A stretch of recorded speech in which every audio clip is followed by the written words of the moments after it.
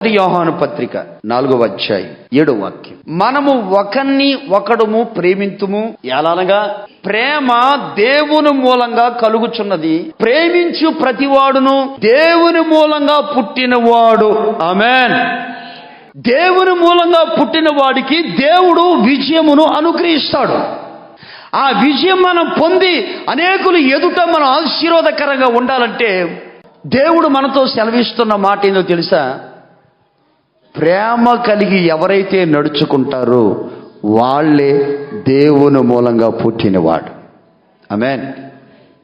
ఏంటంటే ఒక సంఘములో ఉన్నప్పుడు, లేక ఒక ఇంట్లో ఉన్నప్పుడు, ఒక చోట పనిచేస్తున్నప్పుడు మనం ఎలా ఉండాలంటే లోపల ఒకలాగా బయట ఒకలాగా ఎప్పుడు ఉండకూడదు.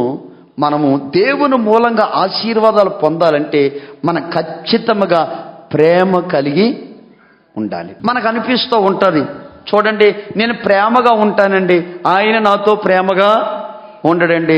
నేను ప్రేమగా ఉంటానండి, మా సతీమణి అండి నాతో ప్రేమగా ఉండదు అని పిల్లలు అంటారు. మేము ప్రేమగా ఉంటారండి, మా తల్లిదండ్రులు మాతో ప్రేమగా ఉండరని. కొంతమంది తల్లిదండ్రులు అనే మాట ఏంటంటే మేము ప్రేమగా ఉంటామయ్యా, వాళ్ళు మాతో ప్రేమగా ఉంటారని. కొంతమంది కోడళ్ళు అనే మాట ఏంటంటే మా అత్తగారులతో మేము ప్రేమగా ఉంటామయ్యా, అత్తయ్యా అది తాగుతావా, అత్తయ్యా ఇది తింటావా, అత్తయ్యా అది కావాలంటారా. వాళ్ళు కొనుక్కుంటారయ్యా, ఎలాగయ్యా అంటారు. వాక్యం చెప్తూ ఉంది చూడండి, సామెతలు 17వ అధ్యాయం 9వ వాక్యం. ప్రేమను వృద్ధి చేయు గోరివాడు ఏం దాచిపెడతాడంట? ఏం దాచిపెడతాడు అంటే ప్రేమతో కుటుంబాన్ని కట్టుకోవాలంటే కుటుంబంలో తప్పిదాలు దాచిపెడతారు. జరిగిన సంగతి మాటకి ఎత్తివాడు మిత్ర భేదానికి కలిగేస్తాడు. అంటే కుటుంబాల భేదాలు ఎందుకు వస్తున్నాయి, కుటుంబాల గొడవలు ఎందుకు వస్తున్నాయి, కుటుంబాల కొట్లాటలు ఎందుకు వస్తున్నాయి, ఒక ఉద్యోగం కాడ కావచ్చు, చేతి పని కాడ కావచ్చు, వ్యాపారం కాడ కావచ్చు, సంఘంలో సమస్యలు ఎందుకు వస్తున్నాయి అంటే కలుపుకోవాలనుకుంటే తప్పిదములు కప్పి పెడతాడు. తప్పుని మాటకి ఏలెత్తి చూపించేవాడు ఎవడో గొడవలు పెట్టేవాడు. మీకు అర్థమైంది ఒక విషయం చెప్తే, యోసేపు అంటాడు, బ్రదర్స్ ఈ అబ్బాయి ఎవరు అని అనగానే అదేనంటే మా నాన్నగారు చిన్న కొడుకు ఈయన అని చెప్పాడు. ఎవరు అంటే అబ్బాయి యోసేపు తమ్ముడే. ఆ రోజు ఐగుప్తు దేశానికి వెళ్ళారు వాళ్ళు. అప్పుడు యోసేపు మైండ్లో ఏముండాలి? నా చిన్నతనములో నన్ను మా అన్నయ్యలు బాధ పెట్టారు, కొట్టారు, తిట్టారు, చొక్కా చింపేశారు, గుంట్లో పడేశారు, నన్ను అమ్మేశారు, నా బ్రతుకు నాశనం చేశారు. ఇప్పుడు తమ్ముడు వచ్చిన తర్వాత తమ్ముడికి విషయం అడగాలి. పక్క తీసుకెళ్ళి, ఎరా రూబెన్ నిన్ను బాగా చూసుకుంటున్నాడా, దాను బాగా చూసుకుంటున్నాడా, నప్తాలి బాగా చూసుకుంటున్నాడా? తమ్ముడు చెప్పరా, ఒక్క మాట చెప్పు, ఇక్కడే ఉన్నారు వాళ్ళు జైల్లో వేయించేస్తాను, ఒక్క మాట చెప్పు అని యోసేపు అనాలి. అట్లా అనలా. యోసేపు ఎవరంటే దేవుని మూలంగా పుట్టిన వ్యక్తి కాబట్టి, దేవుని ప్రేమ తనలో ఉంది కాబట్టి జరిగిన విషయాలు అన్నయ్యల దగ్గర మీరు నా బ్రతుకుని పాడు చేశారా, అప్పుడు ఆ విషయాలు ఎత్తి మాట్లాడలేదు. ఆమేన్. ఎప్పుడన్నా కూతురు ఇంట్లో సమస్యలు బట్టి తల్లికి ఫోన్ చేసింది, తండ్రి ఫోన్ ఎత్తాడు, డాడీ మీ అల్లుడు ప్రవర్తన ఏం బాగోలేదు, కొంచెం నాకు బాధగా ఉంది. అవునమ్మా, అమ్మ కొంచెం ఓర్చుకో, రేపొద్దు క్రిస్మస్కి వస్తాడు కదా, గుడ్ ఫ్రైడేకి వస్తాడు కదా, ఈస్టర్ కాడ అప్పుడు చూసుకోవాలి. మొత్తం మీద భార్య భర్తలు వెళ్తారా?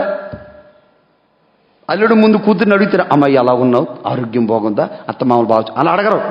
అల్లుడు ఏటో బయటికి వెళ్తాడే, అప్పుడు అమ్మా చెప్పు, లైన్లో ఉన్నాడా లేదా, బాగా చూసుకుంటున్నాడా లేదా, చెప్పవా ఒక మాట. అసలు నేను హెడ్ కానిస్టేబుల్, నా సంగతి వాడికి, అసలు నేను మిలిటరీ మ్యాన్, నా సంగతి వాడికి తెలియదని ఆవిడేం గుచ్చుకుచ్చ అడిగి ఓడలేరండి.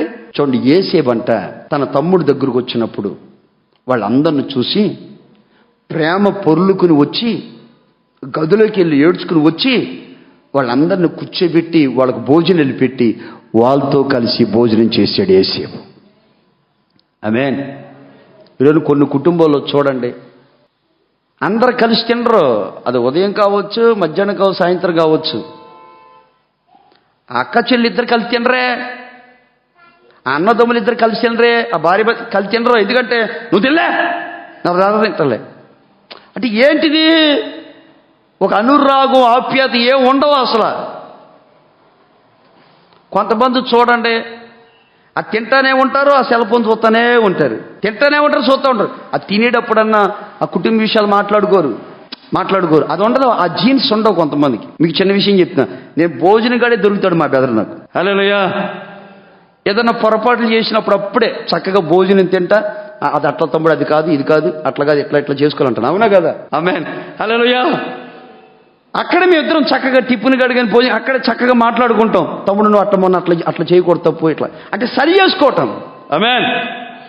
అదే చూడండి, కొన్ని కుటుంబంలో భర్త పొరపాటు చేసిన, భార్య పొరపాటు చేసిన, పిల్లలు అయ్యే ఇది కుక్క మురిగినట్టే, గంగిరి తిరిగినట్టే. అలా ఉండొచ్చు మన కుటుంబాలు. ఆమేన్.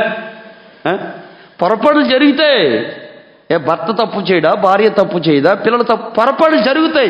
కానీ యోసేపు చూడండి, ప్రేమ కలిగిన వాడు తప్పిదాలు దాచిపెట్టి ఆ బలహీనతలను సరిచేస్తాడు. యోసేపు చూడండి, వాళ్ళందరూ భయపడుతుంటే ప్రేమ కలిగి వాళ్ళ భయాన్ని తొలగించి భోజనం పెట్టి ఆ ప్రేమతో వాళ్ళని కట్టుకున్నాడు. మనం కూడా మన కుటుంబమైనా, సంఘమైనా, భార్య భర్త అయినా, పిల్లల తల్లిదండ్రులైనా ప్రేమతో కుటుంబాన్ని కట్టుకోవాలి. ఆమేన్. కక్షతో ఏది సాధించలేం, కోపంతో ఏది సాధించలేం, నోటి మాటతో ఏది సాధించలేం. ప్రేమతో దేన్నైనా బంధించవచ్చు. ప్రేమతో సింహాన్ని బంధించలేదా? ప్రేమతో కుక్కను కట్టుకున్న వాళ్ళు లేరండి. అవునా కదా? యేసయ్య ప్రేమతోనే సమస్తాన్ని మనుషుల హృదయాన్ని కట్టుకున్నాడు. ఆయన మన జీవితాల్లో కూడా ప్రేమ కలిగిన వాడు దేవుని మూలంగా పుట్టినవాడు. అందుకని యేసేపుతో దేవుడు అంటాడు, యేసేపు నీలో నా ప్రేమ ఉంది, నా ప్రేమ నీలో ఉంది కాబట్టి ఇదిగో నిన్ను ఐగుప్త దేశంలో నీకు నేను జయాన్ని అనుగ్రహిస్తాను. ఆమేన్. చూడండి, కుటుంబంలో ప్రేమ కలిగి ఉంటే, సంఘంలో ప్రేమ కలిగి ఉంటే దేవుడు నీతో ఉండి దేవుడు నీకు జయమును అనుగ్రహించునుగాక. ప్రేమ అన్నాను కానీ యవనస్తులు మళ్ళీ వేరే రూట్లోకి వెళ్ళబోకండి. నేను ఆత్మ సంబంధమైన ప్రేమ గురించి చెప్పాను, కుటుంబాన్ని కట్టుకునే ప్రేమ చెప్పాను. అదే పాస్టర్ గారు చెప్పారు కదా, అదే అబ్బాయి నన్ను చేసుకోవాలనుకుంటున్నాడు, ఓహో నేను కూడా ఈ పనికి మన పనిలో అవి కాదు నేను చెప్పేది. ఆమేన్. దేవుని మూలంగా పుట్టేవాళ్ళు పాపపు ప్రేమ ఉండదు. కుటుంబాన్ని సరి చేసుకుని కుటుంబాన్ని కట్టుకునే ప్రేమ ఉంటుంది. ఆమేన్.